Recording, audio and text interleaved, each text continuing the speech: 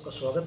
आप यहाँ अपने कीमती समय से टाइम निकाल कर आए, उसके लिए आपका स्वागत। और जैसा कि सर्वविदित है कि 6 दिसंबर को बाबा साहब डॉक्टर B.R. अम्बेडकर जो संविधान निर्माता रहे हैं, जिन्होंने हमारे देश के भारत रत्न रहे हैं, उनकी पुण्यतिथि 6 दिसंबर को मनाई जाती है।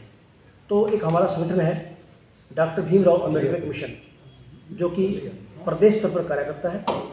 और उसी संगठन की देखरेख में बाबा साहब की पुण्यतिथि 6 दिसंबर को जो मनाई जा रही है, उसके लिए हम 4 दिसंबर को सभी बुद्धिजीवी वर्ग, जो कि पढ़े लिखे व्यक्ति, चाहे वो वकील हो, प्रोफेसर हो, डॉक्टर्स हो, अध्यापक हो, वो सभी 4 दिसंबर को कल्पना चावला मेडिकल के ऑडिटोरियम में इकट्ठे होकर के एक संगोष्ठी का आयोजन किया जा रहा है, जिसमें मुख्य अतिथि हमारी विधानसभा के बहुत ही सम्मानित हमारे अध्यक्ष ज्ञानचंद गुप्ता जी रहेंगे।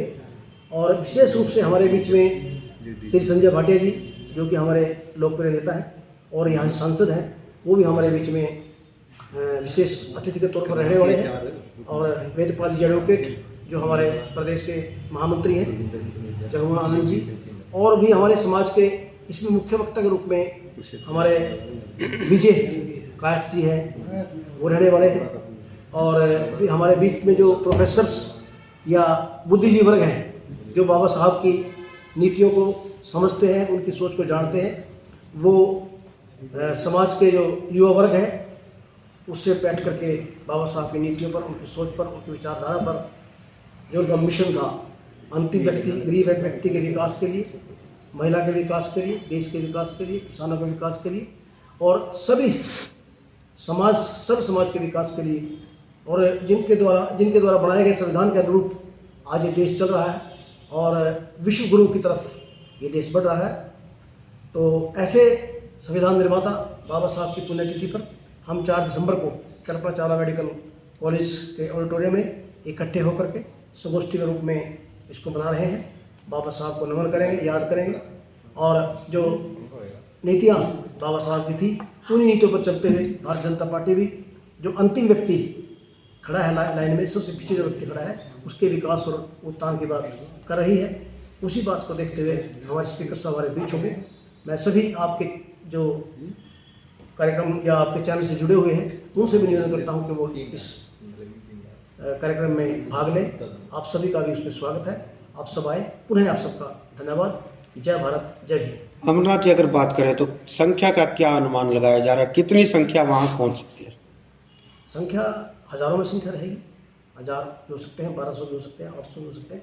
वो तो बाबा साहब को मानने वाले, चाहने वाले बहुत लोग हैं, वो जो जितने भी इकट्ठे होंगे।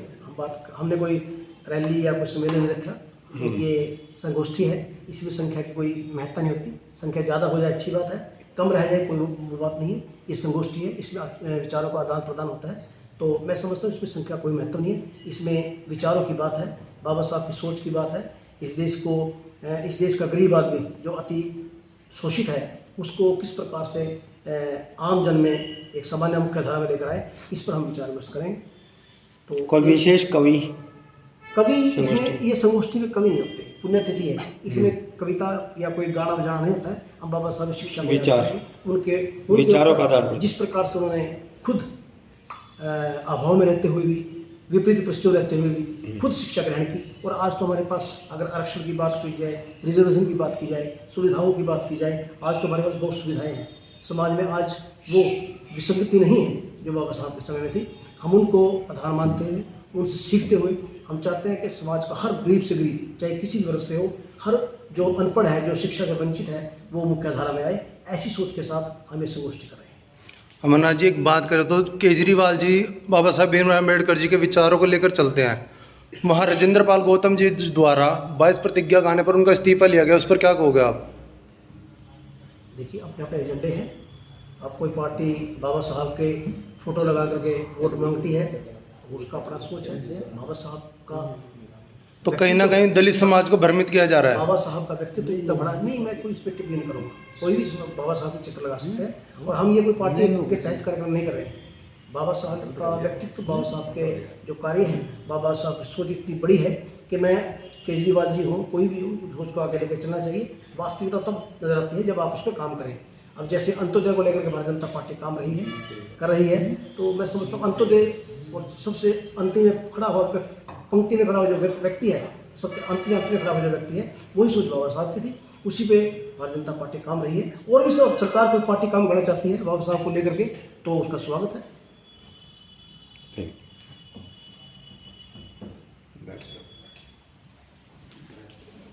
चाय के लिए भी आपका स्वागत है।